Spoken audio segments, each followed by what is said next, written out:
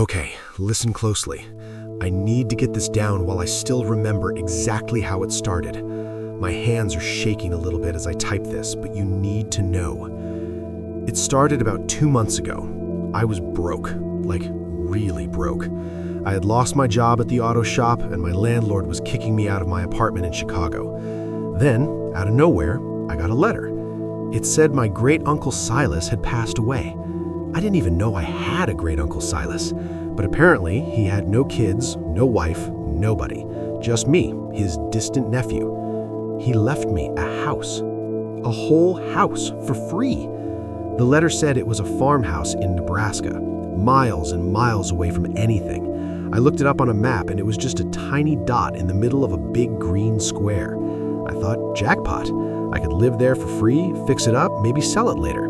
It seemed like the answer to all my prayers. I packed my beat-up truck with my clothes, my TV, and my dog, Buster. Buster is a golden retriever, the happiest dog you'll ever meet. Nothing scares him, or at least nothing used to scare him. The drive took forever. The city buildings disappeared, replaced by suburbs, then trees, and finally just corn. Endless rows of corn. It was like driving through a yellow and green ocean. When I finally turned onto the gravel driveway, the sun was going down. The house looked okay. It was old, white paint peeling off like dead skin, with a big porch that leaned a little to the left. "We're home, buddy," I told Buster. He wagged his tail, but he didn't jump out of the truck like he usually does. He just sat there, sniffing the air. The first night was actually fine. It was quiet, too quiet. In the city, you always hear sirens or cars. Here, the only sound was the wind rushing through the dry corn stalks. Swish, swish, swish. It sounded like people whispering secrets to each other. The weird stuff started on the third day. I was in the kitchen trying to fix the sink. It was full of rust. I was under the cabinet, banging on a pipe with a wrench, making a lot of noise. Then I heard it. "Hey." It was a man's voice, clear as day. It sounded just like my friend Dave back in Chicago. I froze. I hit my head on the bottom of the sink. Ouch! I scrambled out from under the cabinet and looked around. Dave? The kitchen was empty. The back door was shut and locked. The windows were closed. I laughed nervously. "Okay, Mike," I said to myself, "you're losing it. Too much silence." I walked into the living room. Buster was asleep on the rug. If someone had come in, Buster would have barked, right? He barks at the mailman, at squirrels, at leaves. If Dave had walked in, Buster would be licking his face right now. But Buster was fast asleep. I checked my phone.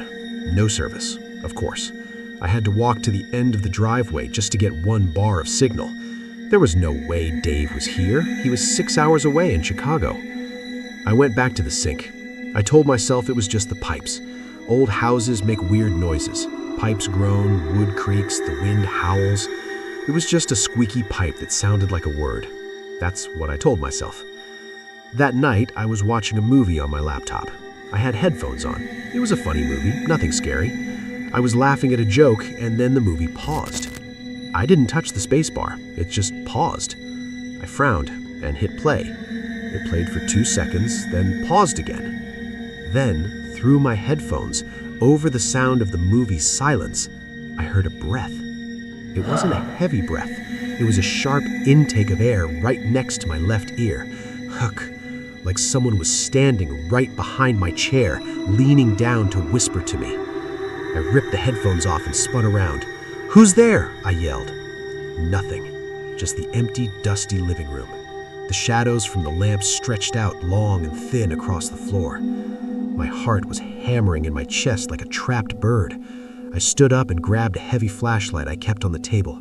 "Is someone here?" Silence. Then, from the kitchen, which was dark, I heard a giggle. It wasn't a man's voice this time. It sounded like a little girl, a tiny, high-pitched giggle. Hee hee hee hee hee. My blood turned to ice. I don't have kids. My nearest neighbor is 3 miles away. "Buster!" I called. Buster trotted into the room looking sleepy. He looked at me, then he looked at the dark kitchen doorway. His ears went back. He didn't growl, he didn't bark. He just whined, a low, pathetic sound, and backed up until he was pressing against my legs. That scared me more than anything. Buster wasn't protecting me. He was hiding behind me. I shone the flashlight into the kitchen. The beam cut through the dust motes floating in the air. I swept the light over the table, the rusty stove, the fridge. Nothing. Must be a raccoon, I whispered. Yeah, a raccoon got in, or a possum. I didn't sleep in the bedroom that night. I slept on the couch with all the lights on and the flashlight in my hand. Buster slept on top of my feet. The next morning, things seemed better. Sunlight makes everything less scary. I went outside to inspect the barn. It was a huge red building that looked like it was about to collapse. I walked around the side, looking at the rotting wood. That's when I found the hole. There was a hole in the side of the barn, near the ground. It was big enough for a dog to crawl through, or a person if they crawled on their belly. I knelt down to look at it. It looked like something had chewed through the wood. The edges were jagged. "Mike," a voice said. I jumped up and spun around. The voice came from the cornfield right behind me. The corn was tall, over 6 feet high. I couldn't see anything past the first row of stalks. The voice didn't sound like Dave this time. It sounded like me. It sounded exactly like my own voice. "Mike," it said again. "Come here." I stepped back. "Who is that? Is this a joke?" "Come here, Mike," the voice said. It was flat, no emotion. It sounded like a recording of me speaking. I picked up a rock from the ground. "I'm calling the police," I shouted, even though I knew my phone didn't work out here. "I'm calling the police," the voice from the corn repeated back to me. Instantly, it mimicked my shout perfectly. Then, the stalks rustled. Something was moving in the corn. Not walking, it sounded like something dragging itself through the dirt. Shh-clack, shh-clack. I didn't wait to see what it was. I ran back to the house, locked the door, and shoved a chair under the doorknob. I sat in the middle of the living room, breathing hard. My brain was trying to find a logical explanation. Maybe it was a parrot, an escaped parrot from a neighbor? Parrots can mimic voices, right? But do parrots live in Nebraska cornfields? No. Maybe it was a prank. Maybe some local kids were messing with the city boy. They probably hid a speaker in the field and were recording me. "Yeah, that's it," I said out loud. "Just some stupid kids." "Just some stupid kids," a voice whispered. It didn't come from outside. It came from the vent on the floor, right next to my foot. I scrambled back onto the couch, pulling my legs up. I stared at the metal vent grate. It was dark down there. The ducts led to the basement. "Who are you?" I asked, my voice trembling. The voice that answered wasn't mimicking me anymore. It was a new voice. It sounded like an old woman. Her voice was wet and crackly like she had water in her lungs. "We are hungry, Michael," the old woman's voice hissed from the vent. I grabbed my keys. I was done. I was leaving. I didn't care about the free house. I was going to drive to the nearest town, get a motel room, and never come back. "Come on, Buster," I yelled. I ran to the front door and threw away the chair. I unlocked it and swung the door open. But I couldn't leave. My truck was there, but all 4 tires were slashed. They were completely flat, and written in the dust on the hood of my truck were shaky finger marks. One word: stay. I looked around the yard. The sun was starting to set again. The shadows of the corn were getting longer, reaching towards the house like long, dark fingers. And from every direction, from the barn, from the corn, from the shed, the whispering started. It wasn't just one voice now, it was dozens. "Stay, stay, Mike, hungry, stay." I slammed the door shut and locked it. I locked the chain, I ran to the windows and checked them all. I was trapped, miles from anyone, with a dead phone, a broken truck, and a house that was talking to me. But the worst part wasn't the voices outside. It was when I went back to the living room to get Buster. He wasn't there. "Buster," I called. Silence. Then, from the basement door, the one I had nailed shut yesterday because the lock was broken, I heard a scratch. Scritch, scritch, and then a voice. It wasn't a human voice. It was a dog's bark, but it wasn't a real bark. It was a human voice saying the word bark. "Bark," the voice said from behind the basement door. It was deep and guttural. "Bark, bark, whine." It was mocking my dog. "Where is he?" I screamed at the door. I grabbed the doorknob and rattled it. It was still nailed shut. There was no way Buster could have gotten down there. "Bark," the voice said again. Then it laughed, a low, rumbling laugh that vibrated the floorboards under my feet. Ha ha ha ha. I backed away, tears stinging my eyes. I grabbed a kitchen knife from the counter. It was small and dull, but it was all I had. I retreated to the bathroom on the second floor. It was the only room with a lock on the inside and no vents. I locked myself in. I sat in the bathtub, clutching the knife, listening. For hours, the house was alive. I heard footsteps running up and down the stairs, heavy footsteps, thump, thump, thump. I heard doors slamming, I heard glass breaking, and the voices, they were getting louder. They weren't just whispering anymore. They were having conversations. "Is he upstairs?" "Yes, in the white room." "Does he taste good?" "Like fear. He tastes like salty fear." I covered my ears and hummed, trying to block them out, but I couldn't block out the scratching on the bathroom door. Scritch? Scritch? "Mikey," a soft voice crooned from the other side of the door. It was my mother's voice, my mother who died 5 years ago. "Mikey, open the door. It's Mom. I brought you some soup." I sobbed. "You're not real." "Don't be rude, Mikey," the voice said, suddenly turning angry and deep. "Open the door." The doorknob jiggled violently. The wood of the door groaned. I looked at the small bathroom window. It was too small for me to fit through. I was trapped in a porcelain box, waiting for whatever was on the other side to break in. But then, the noises stopped. Totally stopped. I waited. 1 minute, 10 minutes, an hour. Nothing but the wind outside. I slowly lowered my hands. Was it over? Was it morning? I looked at my watch. It was only 2 a.m. I didn't sleep. I just sat in that freezing bathtub, staring at the glowing green numbers on my watch. 3 a.m., 4 a.m., 5 a.m. I waited for the sun. I waited for the safety of daylight. At 7 a.m., I finally stood up. My legs were numb.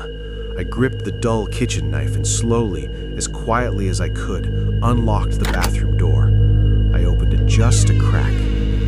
There was no sunlight. The hallway was completely pitch black. It was supposed to be morning, but the darkness in the house felt thicker, heavier, like it had swallowed the sun whole. I stepped out of the bathroom. The air smelled wrong.